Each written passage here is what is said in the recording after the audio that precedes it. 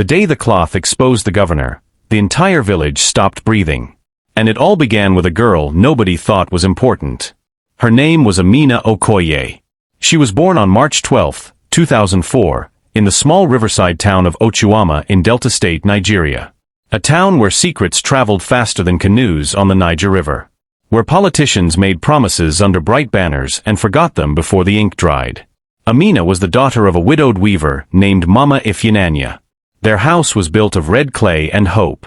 Inside it stood an old wooden loom that had belonged to Amina's grandmother, who used to say, "Threads remember the hands that pull them." At 14, Amina had fingers that moved like music across that loom. She could turn cotton into stories, indigo into sky, gold into harvest. But Amina was not just weaving patterns. She was listening. She listened when the village chief, Chief Balagan, stood in the square on July 7, 2019, promising clean water funded by a federal grant approved in Abuja. She listened when the people clapped. She listened when months passed and the borehole never came. She listened when the local contractor, Mr. Tade Aiken Renola, swore on his father's grave that the materials had been purchased. She watched him drive a new SUV 2 weeks later. And she listened when her own mother whispered at night, "Truth is like palm oil. No matter how you try to hide it in soup, it will rise to the top." One evening in October 2019, after a heavy rain flooded half the village, Amina sat alone at the loom. The oil lamp flickered. Thunder rolled like distant drums.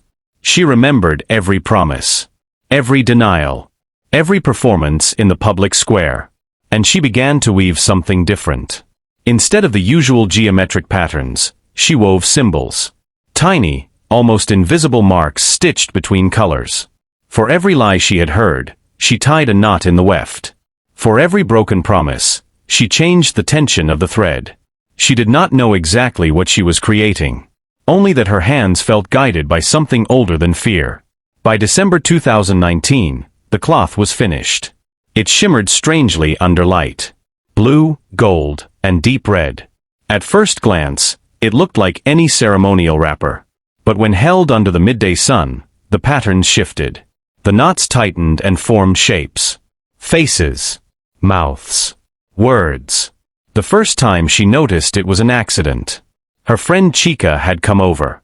Chika picked up the cloth and joked, "Maybe you can sell this to the governor's wife." They stepped outside. Sunlight struck the fabric. And there it was. Chief Balagan's face appeared in the threads. His mouth formed the words he had spoken. "The water project funds have been fully accounted for." Then beneath it, darker threads twisted into new words, transferred to private account. August 2, 2019. Chika dropped the cloth as if it burned her. They tested it again. Under shade, nothing. Under direct sun, the truth surfaced. Every lie Amina had silently recorded appeared in woven script. It was impossible. And yet it was there. Words spread slowly at first. 2 girls whispering turned into 4. 4 became 10. By January 2020, half the village had heard rumors about the cloth that talks. But Amina did not show it publicly. Not yet. Because in Ochuama, truth was dangerous. On February 14, 2020, the governor himself, Governor Emeka Daramola, was scheduled to visit the town for a campaign rally. Elections were approaching. Speeches were prepared. Drums were hired. Banners printed. Amina made a decision that would change her life forever. She would present the cloth as a gift. Not as an accusation. As a celebration of leadership. And she would let the sun do the rest. February 14, 2020. The town square was packed by 10 a.m. loudspeakers crackled. Children waved miniature flags. Market women adjusted their headscarves. Governor Emeka Daramola arrived at exactly 11:17 a.m., according to the local radio station Ochuama FM. Cameras flashed. Security men stood like statues. Chief Balagan stepped forward first. He praised the governor's commitment to rural development. He spoke of transparency and accountability. The crowd clapped, some sincerely, some out of habit. Amina stood near the front, the folded cloth in her arms. Her heart pounded like festival drums. When the speeches ended, the governor invited the youth of Ochuama to come forward with gifts or performances. That was her moment. She walked slowly, each step feeling like walking into deep water. "My name is Amina Okoye," she said into the microphone, her voice trembling only slightly. "My mother taught me to weave. This cloth is my gift to you, Your Excellency." The governor smiled. Cameras zoomed in. "Our young people are talented," he declared. He unfolded the cloth. At first, it was just color and beauty. The crowd murmured in appreciation. Then the sun shifted. It was 11:42 a.m. Direct light poured onto the fabric. The threads tightened. Faces formed. Gasps rippled through the square. The first image was Chief Balagan. His recorded speech from July 7, 2019 appeared clearly in woven script. Beneath it, the hidden bank transfer details surfaced like scars. The governor's smile faded. Someone shouted, "Turn it away." But it was too late. The cloth shimmered again. This time, it showed a meeting dated August 15, 2019. A private conversation between Governor Daramola and contractor Tade Akin-Renola regarding percentage allocations. The exact phrase appeared in thread, "Make sure the paperwork shows full disbursement." The crowd went silent. Not the polite silence of listening. The kind of silence before a storm. Phones were raised. Videos recorded. Within hours, clips flooded social media. By 4 p.m., the hashtag #ClothOfTruth was trending in Nigeria. National news stations picked it up. Analysts debated whether it was digital manipulation. Religious leaders called it a sign.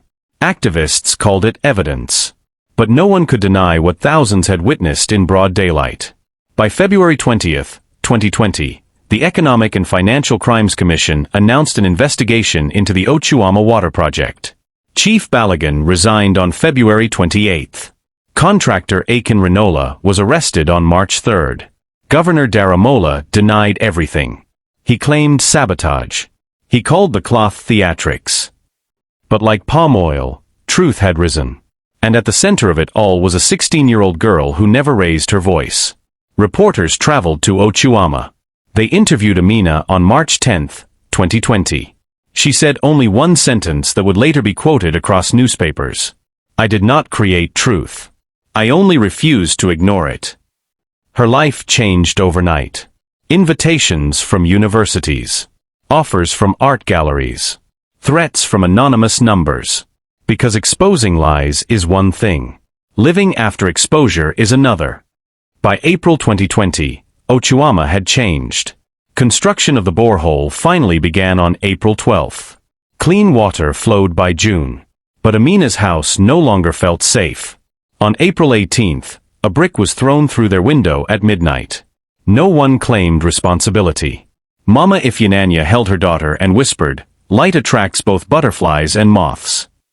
Amina began to understand the cost. National elections in 2023 approached. Political parties reached out. They wanted her endorsement. They wanted the cloth at rallies. She refused. "Truth is not a campaign tool," she told a journalist from Lagos on September 5, 2022. The cloth was eventually displayed at the National Museum in Abuja on January 15, 2024, as part of an exhibition titled Threads of Conscience. Visitors lined up to see it. Some expected magic. What they found was cotton and dye. Under museum lighting, nothing appeared. Because the cloth did not respond to electricity. It responded to exposure. On July 7, 2024, exactly 5 years after the original water promise, Amina returned to Ochuama. The borehole stood tall. Children filled buckets without fear of disease. She carried the cloth once more to the square. This time, she held it up herself. The sun shone bright. No new faces appeared. No hidden words formed. For the first time, the cloth remained still. And that was the real miracle. Because it meant something simple. There were no new lies to record. The crowd applauded. Not wildly. Not dramatically. Just honestly. Amina realized something that day. The cloth had never been magic. It was attention. It was memory. It was courage woven into action. Just like a mirror does not create your reflection, it only reveals it, the cloth did not invent deception. It revealed what already existed. And here is the lesson that stays long after the story ends. Every community has its own cloth. It may not be cotton and dye. It may be journalism. It may be a whistleblower. It may be a single brave voice refusing to clap for false promises. Lies survive in darkness. But the moment they meet light, they begin to unravel. The girl who wove truth did not change the sun. She simply dared to hold the fabric high enough for everyone to see.